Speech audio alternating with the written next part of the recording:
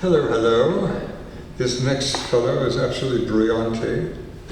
Another youth of extraordinary gifts. Michael Rose, this is his The Rattles and Other Poems. I won't bother showing you his photograph because he's going to come live. What a concept. Very gifted soul, as was Jared, is Jared. Michael Rose and I have known each other for quite some time, and I've never not been enthralled by his genius. It gives me great pleasure, Michael Rose.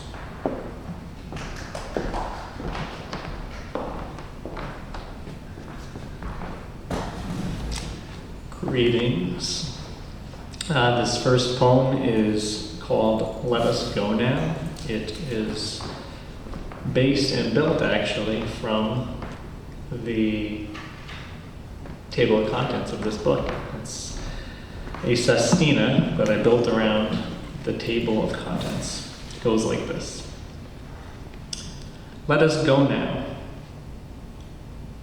Before the miscellaneous wanderings of the living, my dear family sleeps like the speckled coils of dragons, a singing soil of mountains guarding its treasures key, before a tall fire lights on the second mountain high, feeding our kingdom's simple thirst beside holy lakes, where falconer and falcon bathe below a golden moon. Oh, here, a book opens wide, twinkles in that moon, unfolds in the desert of a whirl to meet a few living. Here within the lakes, there within the lakes, again within the lakes. In the nocturnal world, cool eclipse is swimming, looming dragons, woken eyes and treasures. Still teapot frame, it tames them, steaming tall and high, music calling an aside, hand budding and blooming a golden key. Where do hands so black and snoozing bring this key? To where does the key fly?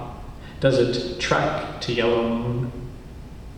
Words rise alive from this mind, with wings to mountains high. I in love dwell with sensual and delight by the earthen flower living, silent beside the stony well of so many thousand earth-quaking dragons. They swell and drink and swell and drink from the drifting lakes. Go, fly to the jade leaves swimming in the wind near the lakes. They swim like agile minnow and sink to my palm beside the flower key. With a grin, I nuzzle the thousand inflating bellies of the dragons. Shimmering, they are warm and tall below the marrow of the porcelain moon.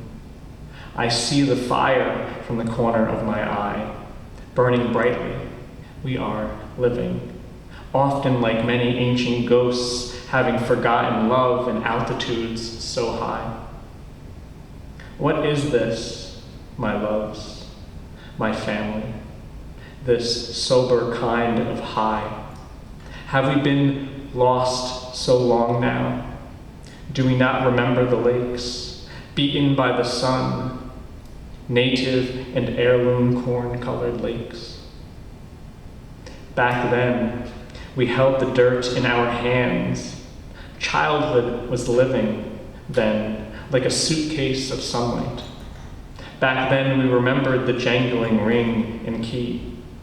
My mother, fair and glad, she threw the keys at the sky, hid them in the earthen moon. I wrote a book much later to tame my heart and the hearts of the dragons. Spanning wings, calls large like earthquakes. I hear the pride of dragons, spirits standing tall as trees, eyes to the ceiling jade. Our hearts all travel high. Mine sneaks off at night and chases the platinum moon. It, too, rare like dragons, and climbing like a moon. Mine also knows the orange glowing of its pride, the sprightly banyan tree and its mythic lakes. The lotus in the proffered palm must greet the world and make straight the crooked key, so that the ships of our dreams might know still that godliness can dwell in the living. Go, fly now, great flying dragons, to greet the heart of all dragons. Go, fly and sleep, silver and quiet and massive beside moon-glazed lakes. I will be waiting beside a black kettle in a small fire on a mountain high. I will hand you a book of leaves, autumnal, cracking, and beautiful. This, a key. I will swim with and dream of the curls of the lady in the moon, perhaps then lost in a desert of self, but smiling at the sunflower and at the cities of the living. This poem is called I Dreamed That I Was a Philosopher. Oh, it's actually called The Philosopher and the Poet. Correction. I dreamed that I was a philosopher. I saw the galaxy in a grain of sand and followed the question out into the midnight, out through to the morning rain. I followed my thoughts one by one into that abyss of rain and turned like a gear between gears. I watched, prayed, watched, prayed. For a long time, I spent my time solving riddles, problems, and I broke them like small pieces of string. And so much time elapsed that I could not count the strings, and I could not love that place that was philosophy. Nor could I transmit the infinite eyes of God to the fool God's world. I am a poet. I shout this beyond the stars and moon, in the light of the sun before the moon. I romanticize the night and sing of love and woman and God. Of Brahman, let him rest his eyes in me, for it is said that he has dreamed me up after all. Sweet Brahman, I love the souls of your souls. Do you not know we dream of one another? I am a poet, a rhythmic prophecy. I am a misty-eyed sleep. I am a cloud on top a cloud, and Mount Sinai thunders black, so that I might teach even Moses of stars beyond the horizon of human hands struck out into the blue of the ceiling's sky. I am that ceiling. I am that sword of blue and yellow light piercing through the matter of human touch. I am beyond an image here. Yes, here. I am an imagination traveled off to meet a black hole, I suppose. And I am the halo of light that beats its hallowed lights like wings from holes in the universe's holes. I am a thread, I a connector. I am not a philosopher. Rather, I am the thread of words, reverberating out to the sky of birds, swirling in the vortex of the arc of perfect arcs of perfect arcs. I am an eagle. How can I not be? I am a philosopher. I am a poet. I am a mouse. Between the woods, between the brambles, between the briars, between the lush, I am all and many things. I am these freely growing words, expanding out and out and out, like shifts of light into a telescope in the ponds of thought, the ocean of salt, rolling into the geysers of the sea, carving the volcanic towers of clouds in the wordy ocean as it, for long, cleans out the wounds of feet cut by the walk on earth, carving tombs that steal the nonsense from our hearts and make us most straight lines stamped out in two-dimensional space, dimensionless, reality-less, hopeless. I am not a philosopher. I cannot be. For what is a philosopher but a rhythm? No, I am not a self, as the Buddhist suggests. Because what is this self but a rhythm? I am not in control of my words, for I am in a jungle of diamonds that architects my bones and hands. My skeleton is the closest poetic metaphysical span of me, because it presumes nothing and stands as merely the mineral frame of me, as naught but a moment in a flame's life. My bones are no more than a shape. I am a poet, because poetics is the only free truth that ever met the earth and stood forever feetless. I dreamed I was a philosopher, I tell you, but I could not be, because I was a rhythm, and so without shape, naked, naked, naked, and without shame.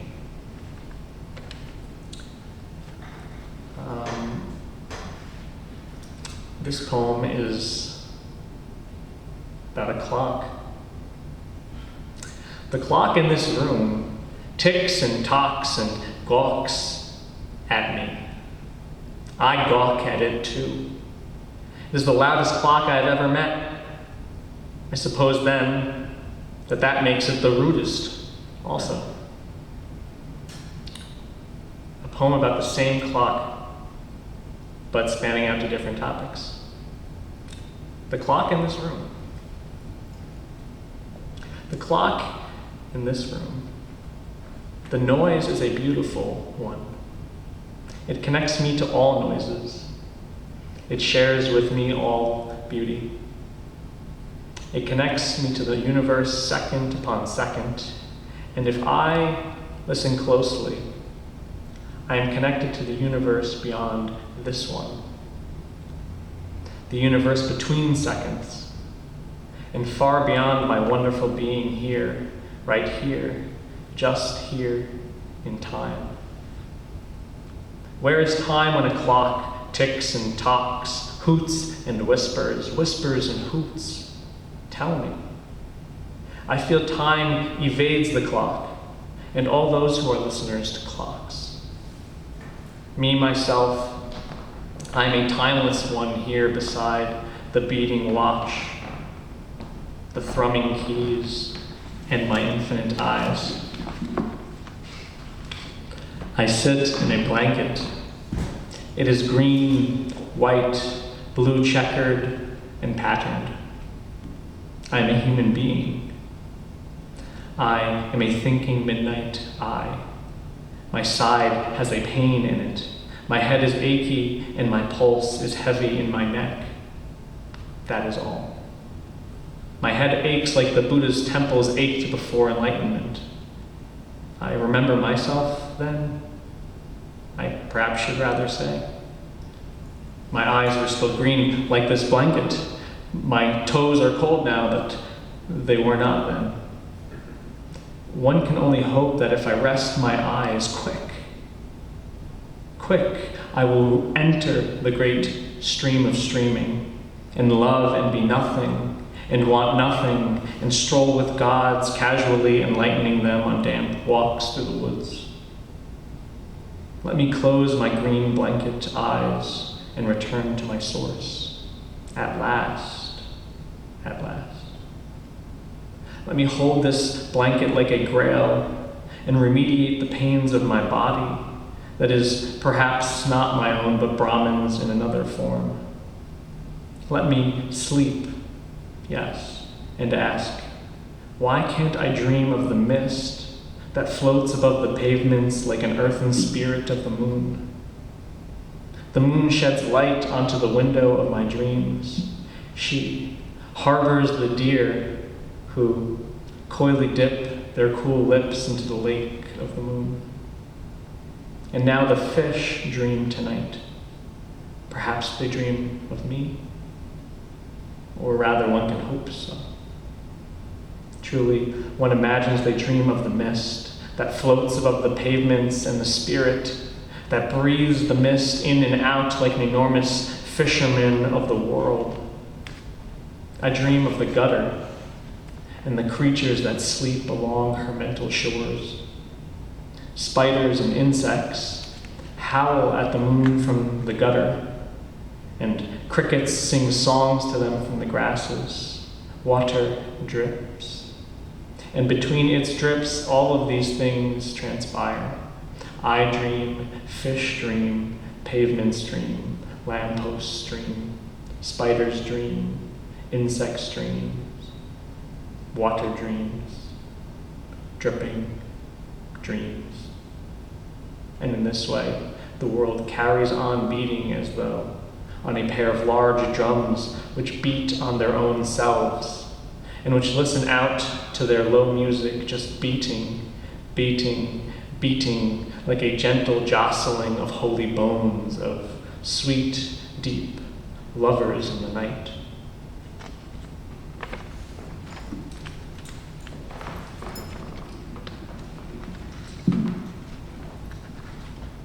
I'm being told to scooch over. A cup of tea on a Sunday late in the evening. A friend of a family member of mine, he killed himself. I won't tell you the details, to be fair to him.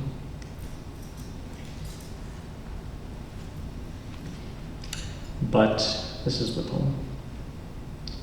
A cup of tea on a Sunday late in the evening. The galaxy finds a solace in the sun finding solace in the earth, the moon, the metals, and the teacup, the brushes of blue and gold, thrumming the notes of the cosmic rations. I feast upon the liquid jade, upon the lampshades, the painter. There is a buzz in this room the size of all of history itself. The liquid jade feels the form of all jades then. The green liquor is not alone. The yellow buzz within me is drummed by the filamentous sticks, zinged by the electrical pulse. The large turbines of the world lifted up and pulled down, and their rotary momentums stationed upon the physics of all rotations and of all momentums. This and that buzz peer into the glow of the solitary gold that peers into the liquid gold, and back then into the gold within me. If virtue is not found here, it is not there to be found anywhere.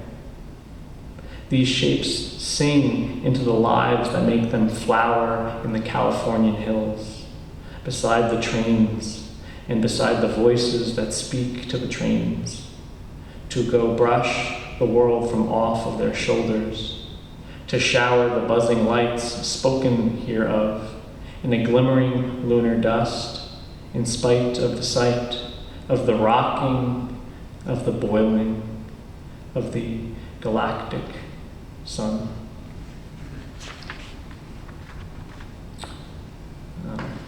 This is a poem about a dog who runs away. Not my dog, definitely my dog. Into the woods where the squirrels stow their acorn dreams. In between the ground and the trees of the wind, now the breeze, the canine roams, flows, and acts very uncaninely.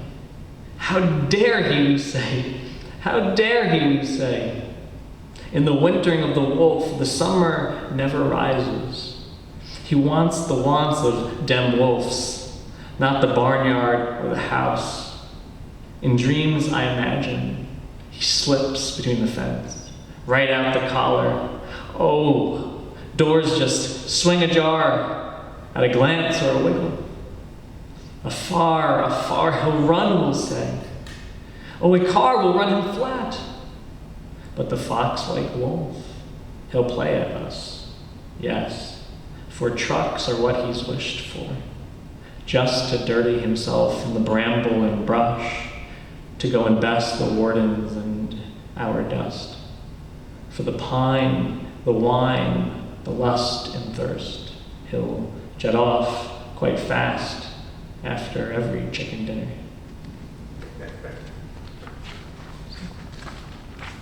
Can't trust Shepsky.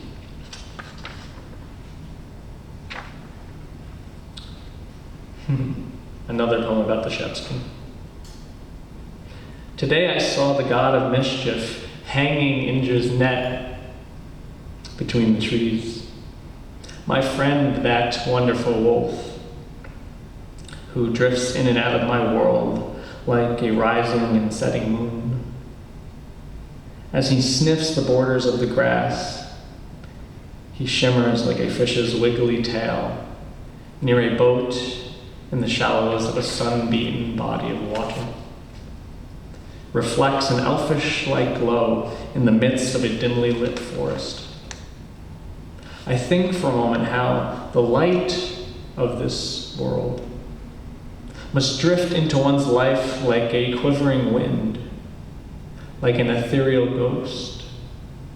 How it must call like a fire on a mountaintop calls to an army, like a king calls out to the world.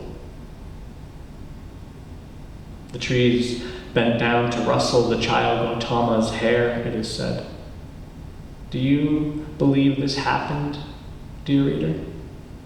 Tell me. I believe it. I believe living magic will drift into our lives like the bodies of gods drift onto the shores of the earth.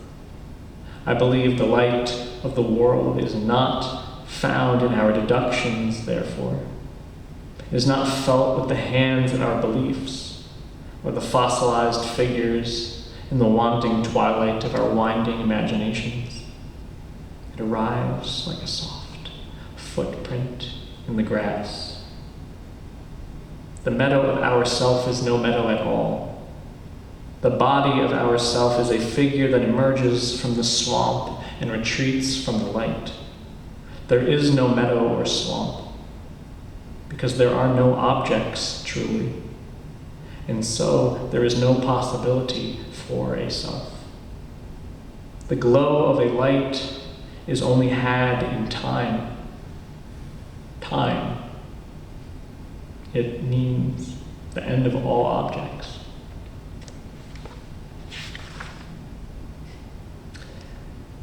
An ode to Dylan, the wellspring.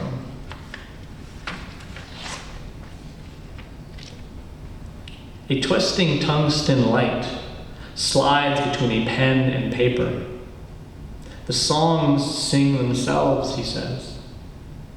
The pen drives itself across the pages. There a holy candle. There a magic penetrating the stomach, lifting the butterflies up. The magic dried, and the wellspring became caverns. Hands could not pick up the water, hold the tender light. One might think that sadness should rave and madness dawn, or rave at the dying of this quiet light. Dylan says, nothing can last forever. Where do the legend's eyes turn to? Where does the gravel of his voice rail? Why has the season gone? Sadness has spun from other wells, it seems. Sadness comes from other winds, blows now in the wind with an answer not far away from us at all. I too lose the sunlight dancing quiet.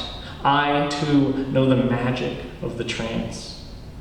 I too laugh the immutable laugh and fear the dying of the holy light, the shrinking of the feeling, the slinking end of the poetic lean, I too sing of the rain.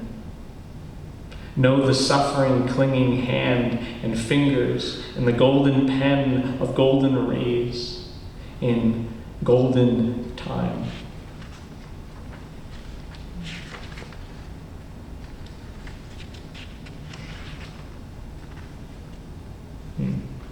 The fingers of the details. The fingers of the details, so long and so slender, like the spreading shadow. They pull with an infinite time and shackle upon the strings of some golden lyre. Orpheus lays that lyre soft upon the oak table, the majestic vertebrae still vibrating in a quiet, earthly manner. Ah, let his eyes fall softly onto the table. Now let all of man know at last the shakes the world makes in the pond little, dark.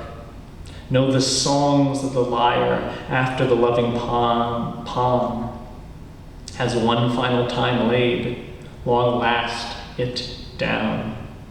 Tree heart meeting tree heart. Tree world meaning ambrosia rings, tree lips and tree world. Orpheus, dear friend, deception is in the details, it is said. Perhaps once even this you had said. Long, long ago, perhaps, indeed, this you may have said. Once, then, had you wondered when the lyre string had truly stopped, or when the world again truly scampered off to sleep? Yes, when the dreaming woman really slept, or when she merely wandered off from wrinkled bed.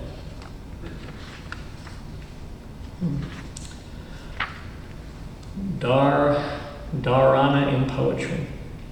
Dharana is one of the mental states described in different forms of meditation, particularly Hindu, particularly Buddhist. Dharana in poetry. When the air turns into a mist, our senses at last shrink, at last dissolve. A white mist appears in little lines, diamond shapes and clouds flying forward and away. Ah, away again it sweeps, the rug of the mind well beaten. Fall away, little spiders of dust. Poetry, alas, now comes commingling, tired, inauthentic gold laid down like a bucket in the sand, beyond our old wicked despair, there, in the cloudy, billowy heart of so little, little man.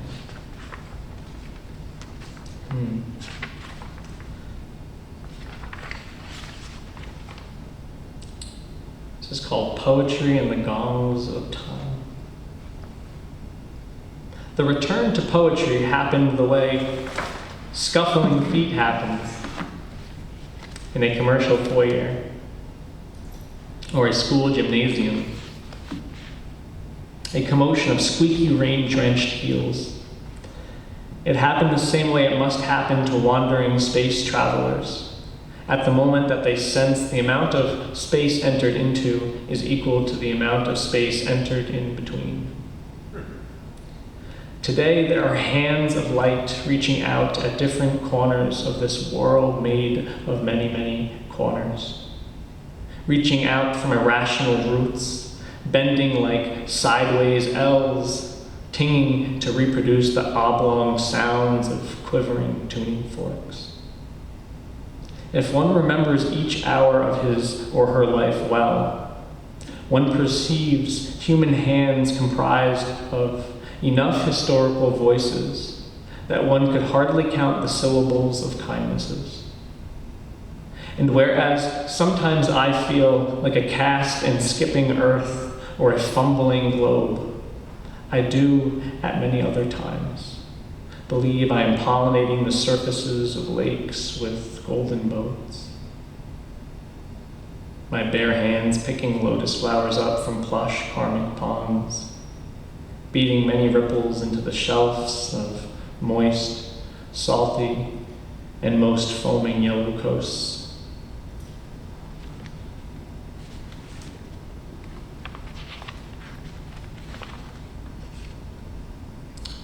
Human lives. What confessions lay here beneath the grotesque city inside of the belly of time, the wineskin? What dungeons lay unwoke? What earthy secrets low lay below? The earthling in his quiet womb, he knows. The secrets there are many. Unspoke are worrisome, clones the kinds that some nervous verboseness loans. If not, the captain calls. Wipers swing like batons, wind batter the doors. Rains build elongated mountains on a curving window charted in Riemannian space. What century is this? What time is it now? When are you, dear reader? What is this obsession with death and time? Here now, the call is coming. Above the braided trees, out atop the red and orange hills. What obsession is this that comes to us? What voice drifts through the trees like a dripping faucet in the leery mind?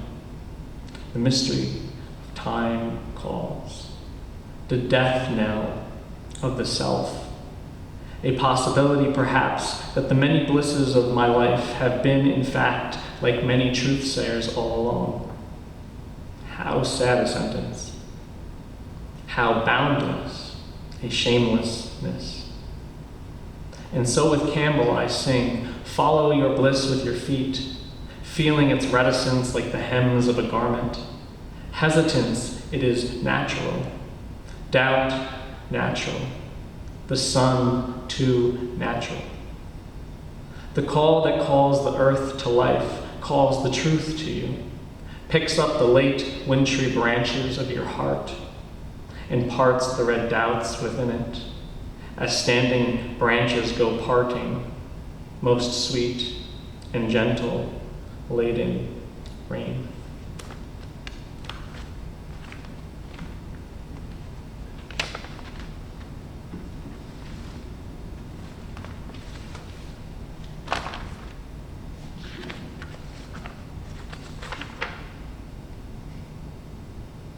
Here's a love poem. In the midst of the waters. I remember when the word was made, dripping from the light and catching upon the lips of God like a wine, and running down his chin. In the beginning, her words were the lips, and her lips the words, and her chin the firmaments in the midst of the waters toiling. Then the daughter sang and broke from the chest of this in a darkly mist, a mist that crackled like thunder and lightning and beamed blue and lush. I was a mountain awaiting the gospel of her neck, an angel sound with sonnets. She wanted the bones of my breath to give the body of her simpering light. I still remember your whispering eyes and the breath that begged a kiss. It took me years to give this, but your body beckoned and stood poised with life. For you were in the light and with the light, and you were the light. Your skin billowing like willow branches, coiling bark, calling savannas with the dews of night twisting.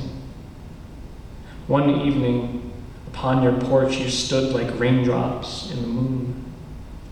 I drank from your thighs like a Moor.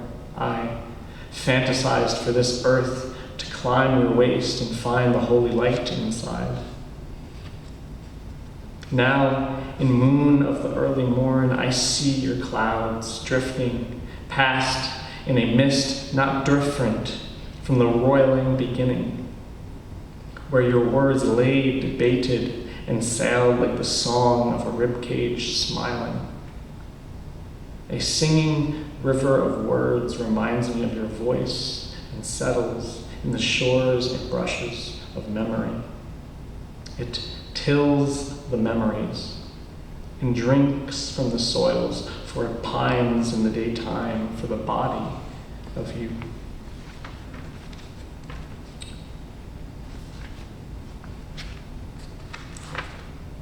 This poem is called The Jittery Spirit. Jittery spirit flies through the wild, dances, no scampers and grows quiet, mice-like, bug-like, quiet-like. 77 years ago, here a poem was written. Yes, then I knew not the arrogance of this note, and knew not gravity's shape. And now I remember Plath's Nazi lampshade, made of human skin. I remember my wife, light as a purple cloud, sliding, shifting, and speaking with her yellow poise, her moonlight glide and her smile and whim. She asked, was that not an appropriation? A cheap literary trick, Plath and her Nazi lampshade? Today, let us ask, was it? If we must, let us billow and blow and bluster and blink blindly. What is a cheap trick, after all? Then we indeed did wonder. Still I am wondering. Here I made a metaphor and a hyperbole of 50,000 deaths. Do we allow it? Do we allow the light to escape from behind the rims of our skin, or the field of death? Is life so sacred that we must stop? I know that far out from the edge of the solar system, we can crouch forward with a telescope and look down upon this, its word twinkling in blue, and know that it glows and it speaks. As always, how deep is the writer's glance? For it is not right to live in silence, to forget sacredness, to forget history, to speak with hollow jest. What is it you permit? Do you permit the telescope holder to look from a light year or 2 or 3 or 4 away? And do you permit he speak, or may he joke, or feel an unrelated pain? What is it you will permit? Will you permit a thought? Do you have courage to permit death its very self? Do we have courage to permit tomorrow? Let us stifle the idle paper now, with fury and with tear, for he may be wrong. Indeed, for he may be wrong.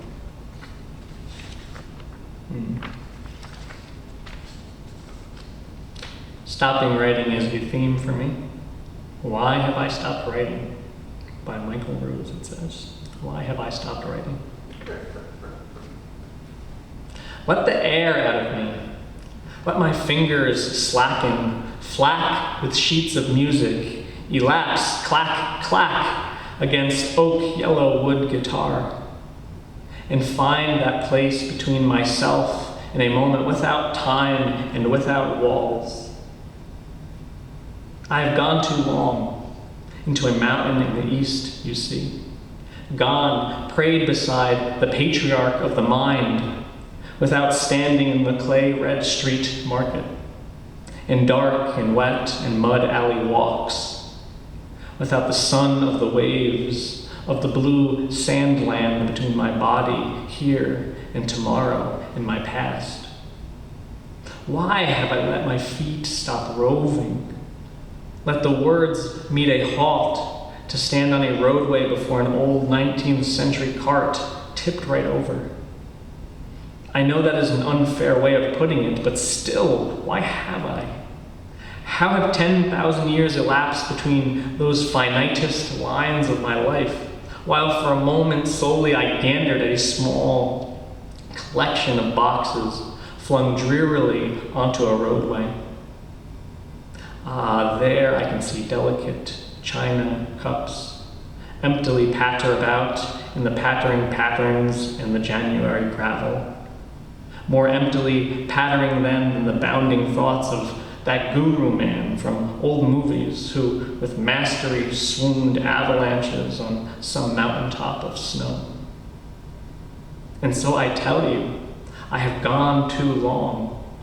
That is, I have laid too long away from the love which an older version of myself, who stood beneath the cliffs, who stood beneath the falls, told me to hold on to for my own heart's shake while it beats, to hold on to, hold up to, reedy papers while it shrieks there out to ether, while it heats, helps, heats, hacks, sleeps, slacks beside my insides, purely by doing what it does.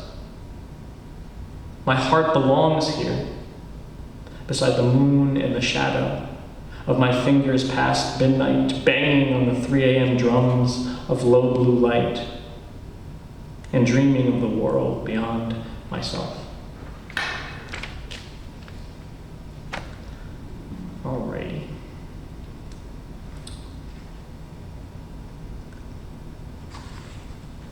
I'll read the poem The Rattles, which inspired the title of this book.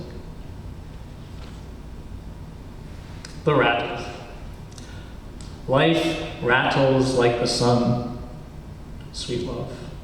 A million people run with the pace of infinity into the geometric blocks of time, and I envy them. I love them. I miss them. I am inspired by the rattle. It moves my bones. My skin rattles like my bones do, and I cannot help to, but I weep over the many lives that I have chosen not to have. My life is beautiful, though. It rattles in different ways than most others.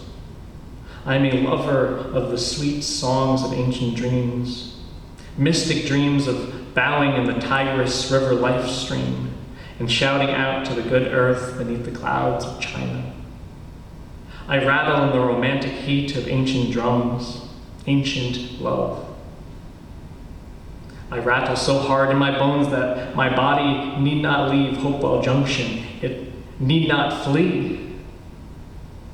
Indeed, my body is infinitely pointed at the sky, and I am quite certain sometimes, if only for the briefest glimpse of my own sweet and eternal awning, that I radiate loudly with the moon. Nonetheless, I am in love with the rattle of possibility. Oh, it rattles, and my heart beats in the ancient sands of Spain, swings upon the braids of time. I have not been there.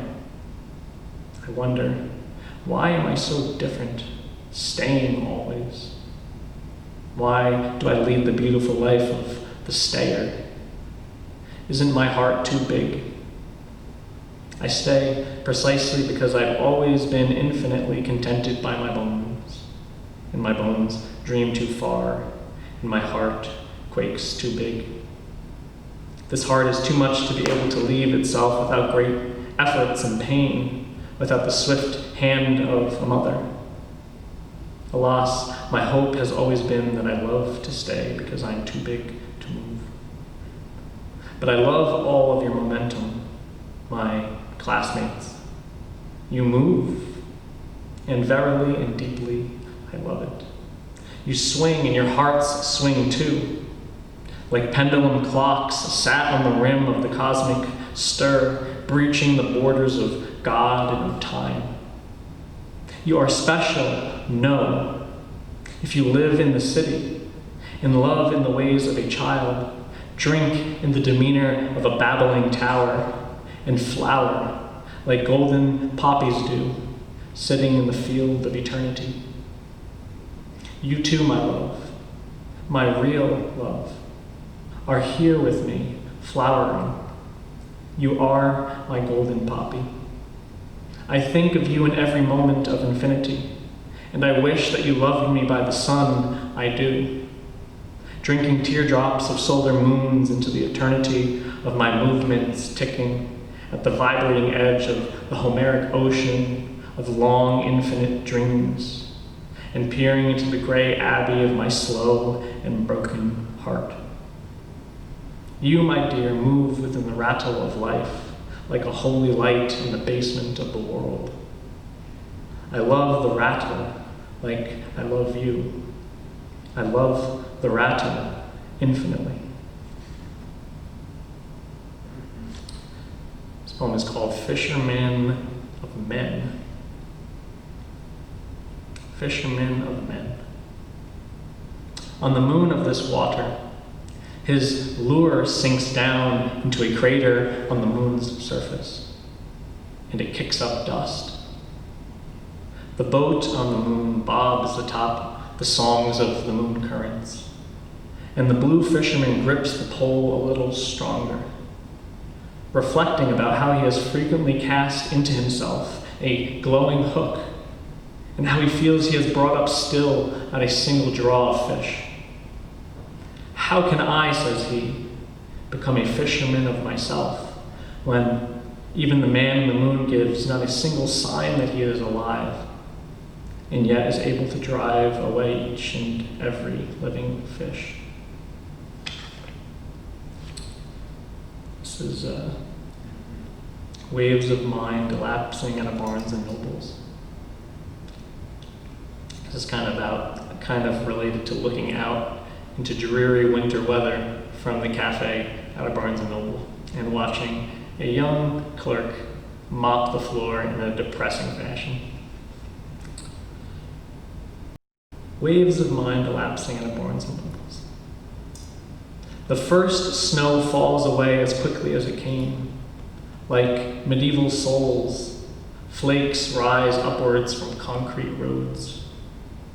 From an old hungry shore, a clerk watches the waves lapping away until there is no more beach left. Islands of ice, shellbacks of crab, urchin, and mollusk maroon upon tiles between the elapsing miles and miles of glowing orange coffee dials.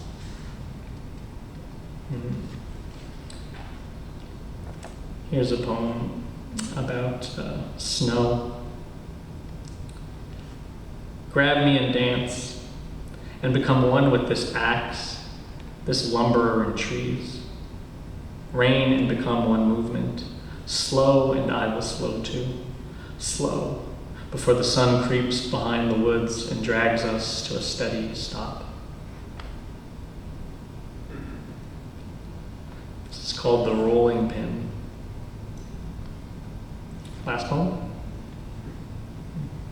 The Rolling Pin.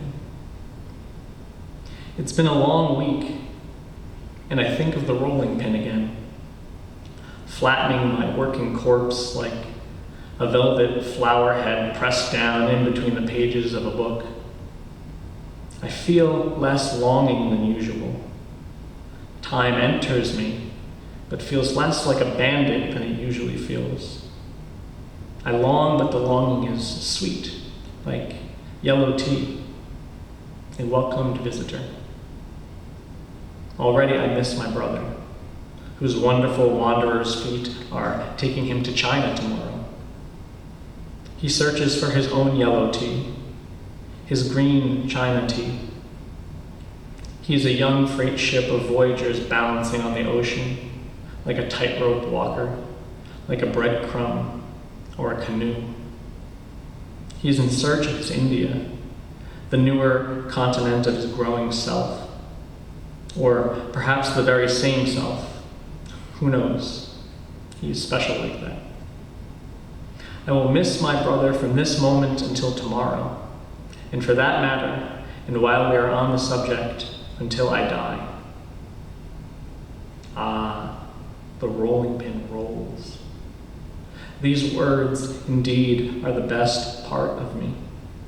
squeezed out of me like a papyrus juice, sweet reeds, jaw-bent lines of scriptural pulp. I head to my church tonight, mass of choice words and humanity, in which I might receive holy water and reconstitute myself. There, in the water and breath of God's literary disciples, I quiet myself and rest in the warm sepulchres of God, like a Gaelic voice settling into the pews of a boundless and infinite nothing. I sleep with those fellow clouds that go wandering high over vales and hills. I pray with the poets and friends of the wide, wide world.